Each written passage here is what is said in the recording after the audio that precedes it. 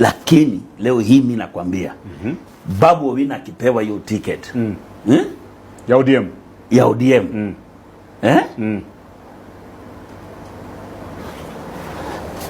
nakwambia leo hii Babu atakuwa governor. Akipewa tiketi ya ODM atakuwa governor.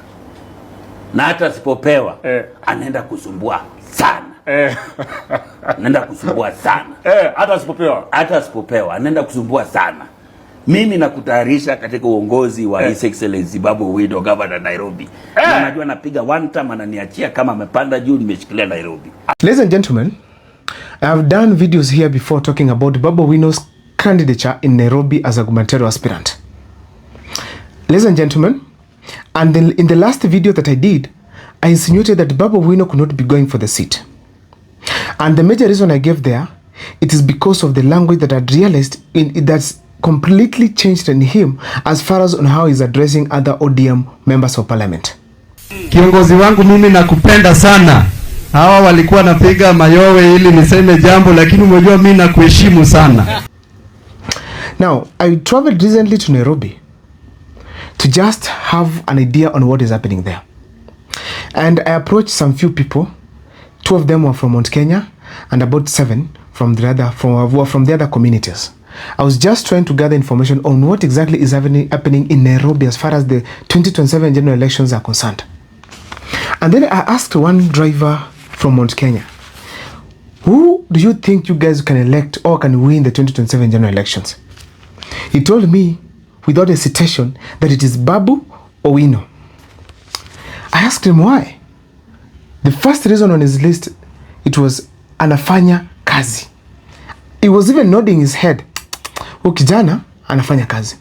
The second one is that he is very popular, meaning even amongst the Kikuyus from within Nairobi, they can talk about it and say this gentleman anafanya kazi.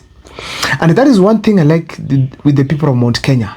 They just don't elect leaders. They look at the ability for someone to deliver and the ability for someone to present some leadership in him. Very crucial. Now I sat back and started thinking about Babu Owino's candidature in Nairobi. So I told myself this. Babu Owino, being popular, he can go for the seat in Nairobi. And he knows very well he's also very popular in Nairobi. So he's likely to run for that seat. But now, there are things that he must do for him to run and win the presidency, the gubernatorial aspirant seat in Nairobi. And that is what I want to highlight here on this particular video.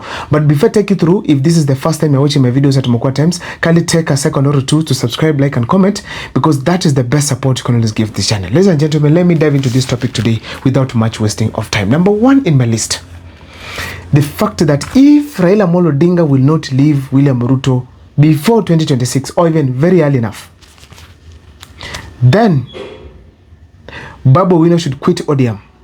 Publicly announce and say if Baba is still working with William Ruto, me have left ODM and I'm going for the gubernatorial seat. Probably in 2026 January or even 2026 towards the end or even 2027 January.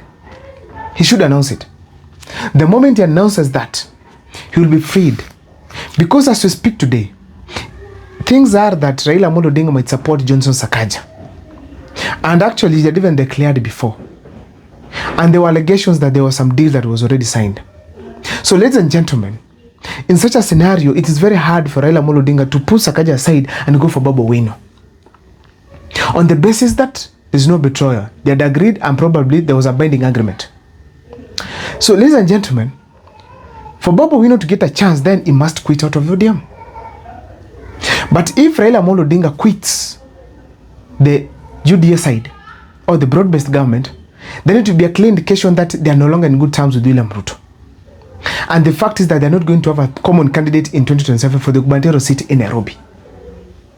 And as we speak today, Tim Wanyonyi has been sent to Bungoma, meaning that there will be only 2 options for Raila Amolo Odinga, either Sakaja or Babu. And if they are not in good terms with William Ruto, then he will shift to Babu Owino. Simple and clear. That is why he needs to quit the ODM party if Raila decides to stick with William Ruto. However, I caution him to be very careful in that he will declare his exit after Raila Amolo Odinga has declared his stay with the President William Ruto. That is number 1. Also, ladies and gentlemen, actually, to even add on the first point, there are so many people who hate Babu Owino within the ODM party. They cannot allow him rise that fast and become the governor of Nairobi, because they know if he becomes the governor, that is almost equally becoming a deputy president or president of this country. So there is a likelihood that is going to influence the succession politics in the Luo Nyanza, meaning that there's no way they can allow those people around Raila Amolo Odinga. Now, ladies and gentlemen, the second point that I want to say is this. In case Raila Amolo Odinga decides to stay with William Ruto, support Sakaja, then Babu Owino will have no option other than disobeying Baba openly. Tell him, Baba, I've been following you, a very loyal soldier, but you've left me, and I also want to chart my own path, period, and then go for the seat. Number 3, ladies and gentlemen, the other thing it is that Sakaja, number 3, ladies and gentlemen, Sakaja must disagree with Baba. That's another condition. That if they disagree, then the next option will be Babu Owino. But that's upon them and it's very personal. Let me go to the 5th point. The 4th, I mean. For Babu Owino to challenge the Nairobi seat, he needs proper financial backup. Huge amount of money. Because we know Sakaja is able to play a huge role when it comes to financing his campaign. Because Nairobi, we know it's very rich. Ladies and gentlemen, recently William Ruto was going to Kilimani, I think, to inspect some project there. For those guys who remember the function. Mtu yeyote ambaye anaenda kupiga polisi, mtu yeyote anaenda kuvamia police station, that is a declaration of war in the Republic of Kenya. It is not acceptable. Sijui kama tunaelewana, my friends. No, enough is enough.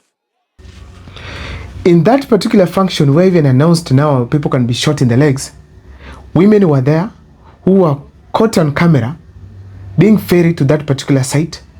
Probably now they were paid to go and cheer President William Ruto.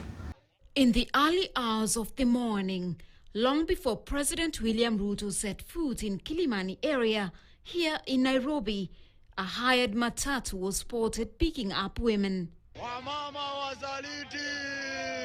Some had been promised small allowances, others meals, and a few simply followed the familiar call of political mobilizers who have made it their business to supply cheering crowds. By the time the president arrived to launch a government project, the grounds were filled visibly and audibly with women.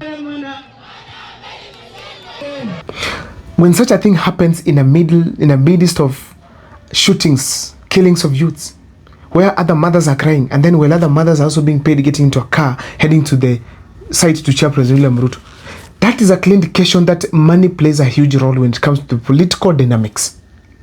So therefore, it's ideal for Babu Owino to prepare himself financially. Because we've seen even goons come to the streets, youths, to counter their fellow youths who are fighting for the best of this country. So therefore, it's ideal for him to prepare himself properly financially.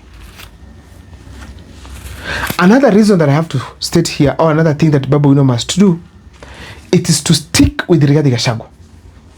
After Raila Amolo Odinga had sent Tim Wanyonyi to Bungoma County, ladies and gentlemen, the two candidates who are serious right now, expected to win the Nairobi gubernatorial seat, it's Babu Owino and Johnson Sakaja. So these two people come almost from the same side, in that one's a Luo and one is a Sakaja is a, they say it is half Kalenjin, and but mostly is associated with the Luya people. So ladies and gentlemen, then if it happens that Babu Owino and Sakaja are both going to stand for the seat, then that means that they need full backing of the Kambas and the Kikuyus. And if Babu wants to win, he needs both Kikuyus and the Kambas entirely to support him. And that is how he'll be assured to become the governor of Nairobi. But if Sakaja retains the current DG, then we'll have some Kikuyu votes on board. Or if he decides to go for the Kamba, for a Kamba DG, still he'll have a huge number on board. plus Raila Amolo Odinga's influence, Sakaja might get huge number. But if Babu Owino maintains his friendship with Gachagua, then Gachagua hands over the Mount Kenya to him. Most especially now the Mount Kenya people are listening to Gachagua. Then they convince Kalonzo Musyoka also to urge his people to support Babu Owino. Babu Owino will be the Nairobi Governor very early in the morning. And that's what I think about Babu Owino's gubernatorial seat in Nairobi. See you next time for more videos.